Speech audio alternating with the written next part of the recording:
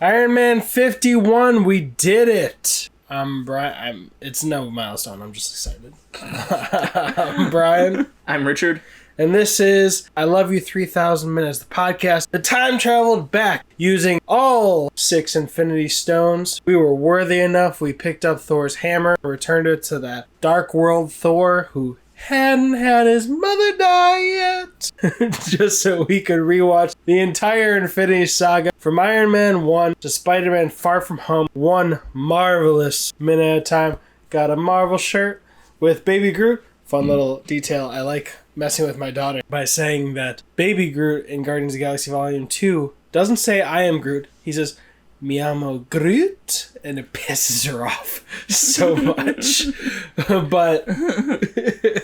but besides that, I gotta say, before we get into the breakdown, the "What's Operation" line, which we all thought was just super funny. Like, how do you not know about Operation? Had to have been our biggest clue to who Gwyneth Paltrow is as a person. With Goop, with all this, like, mystic uterus stones and space stickers to cure your what's about it, and you have to have every day your personal fishmonger bring you fresh fish. Rewatching this minute, I was just like, oh shit, they said Operation, and she probably read that in the script and was like, what's Operation? but I mean, it was probably also in the script. Maybe, I mean, most of this movie is improvised. Like, they kept revising it day to day. Yeah. Jeff Bridges' character was not going to die. Spoilers! How did I know that? Yeah. Also, I didn't know she did anything with space stickers. Just look up Goop. It's... Yikes. What happened in this minute, Richard? Well, Tony's trying to convince Pepper to reach in there. He's very resistant. Reach in where? Because the giant cavity in the beneath the sternum, or right? Because in case people hadn't gone to the Instagram at I Love You 3000 Minutes to watch the minute, they may have not known where you were saying she was reaching. And so he convinces her, and then she stops, and she's like, maybe I'm not qualified. And he's like, no, I trust you. You're the most trustworthy person I know. You'll be great. He really just doesn't want to wait for another helper. I mean, he could die. That moment I really did like, because part of it was, no, you are the person I trust to do this. But then after she's like, all right, fine. Then you saw this, like, little stress relief come to the surface. Like, I really had to ask that? This is a really fucking important thing. I could go into a cardiac arrest. Like, I had to convince you to... Please just help me not die right now. You would have thought he could make a robotic arm to reach in there. I mean, he's got that helper, but we'll see later how helpful that helper arm is. Might explain it. You are a travesty. So... he convinces her, telling her she's the most trustworthy person he knows, and she's gonna do great. And almost father-like in a way, you'll be great, honey, you'll be fine. So, ooh, that's considering where their relationship goes. That's where their relationship goes. That right now, that doesn't need daddy issues? No. That's not what I was referring to. I know, I'm just messing around. Mm-hmm. I know. Look, Barry and Iris were raised as brother and sister. It's creepy that they kissed. I never actually personally cared, but a lot of people said it. Barry and Iris? The Flash. Okay. What'd that have to do with it? References. This just now? Because like that, they were raised as brother and sister, even though they're not related, kind of, and then they fall in love later, which people are like, that's kind of weird. So if he was giving her the father treatment and then later they started dating, that'd be kind of weird. I don't think it was a father treatment. It was just an affectionate treatment that happened to be male to female, and it sounded kind of father. You'll be great. Really encouraging. Yeah. Really encouraging, you know, so. Look, if that soccer ball hits you in the face again, we'll get you another nose job. It's fine. You just be the best goalie you can. And she goes through with it. She reaches her hand in there, and she thinks it's pus. She's like, oh my god, there's pus. Almost immediately. Yes. And then Tony's like, no, it's not pus. It's it's a plasmic discharge. No. It's made by the machine. Yes. Not part of my body. There was a third word in there. It wasn't just a plasmic discharge. It's not pus. It's an inorganic plasmic discharge from the device, not from my body. Yes, exactly. So he lets her know that. Doesn't seem to make it better for her because she's still grossed out. And he asks her, do you have the copper wire? She's like, yeah, I found it. she starts to reach up and pull it out. And then she fails at operation. It looks like she fails at operation. That's what this is. That's what I was talking about. He's like, don't touch the sides. That's what happened.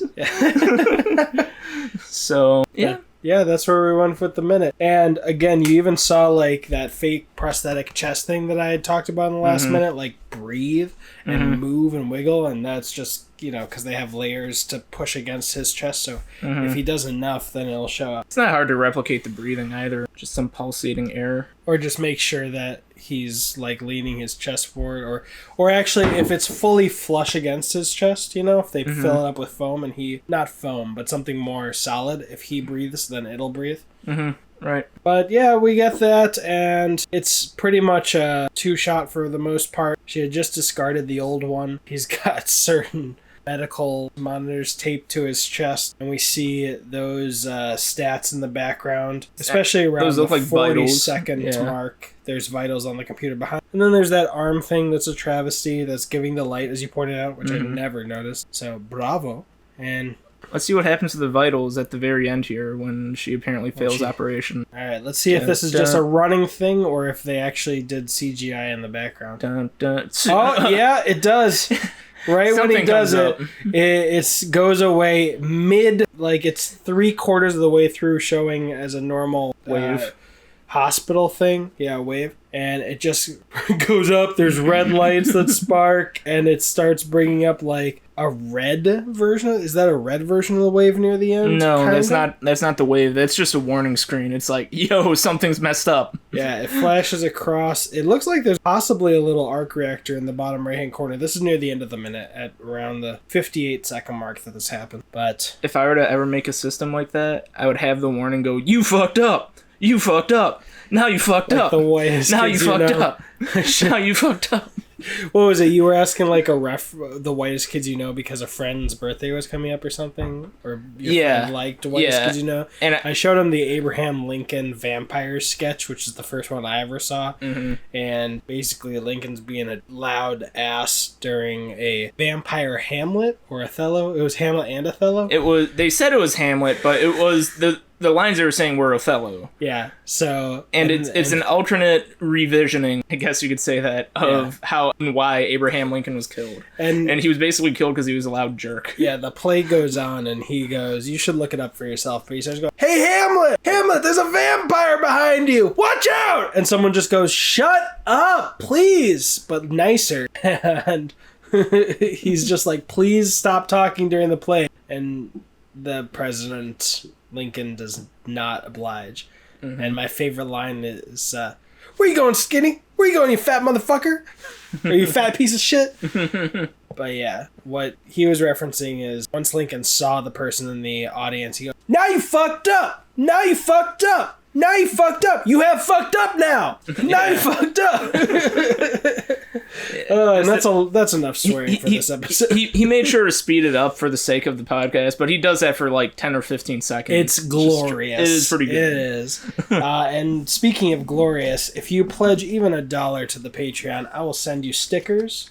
Here are a bunch of Iron Man stickers, but there's a bunch of Avengers stickers, and I'll just send them to you. You just put your address in there, say which Marvel character you prefer, and if I've got them, I'm sending a nice little handful your way. So natural that I just added that in. I'm sure there's a lot of stuff in the background. What's this? What do you think that is? At the 39-second mark over Tony's left shoulder. Those look like optics that you look into. That thing looks like something that suspends things, so maybe that's a microscope. A microscope that peers into something that gets suspended. I don't know. That is it for minute 51. We saw our first warning of what Gwyneth Paltrow would reveal herself to be. Very sheltered, very... Oh man, she's got a lot of yes women around her. Just... Maybe. Oh, yeah, come on. You seems can't. That way. I understand how a Jake Paul is made more than I understand how a goop running Gwyneth Paltrow is made. Like... One is just like pushing your head in the sand so deep no one can see your ankles. And the other is putting your head in the sand and just being a douche.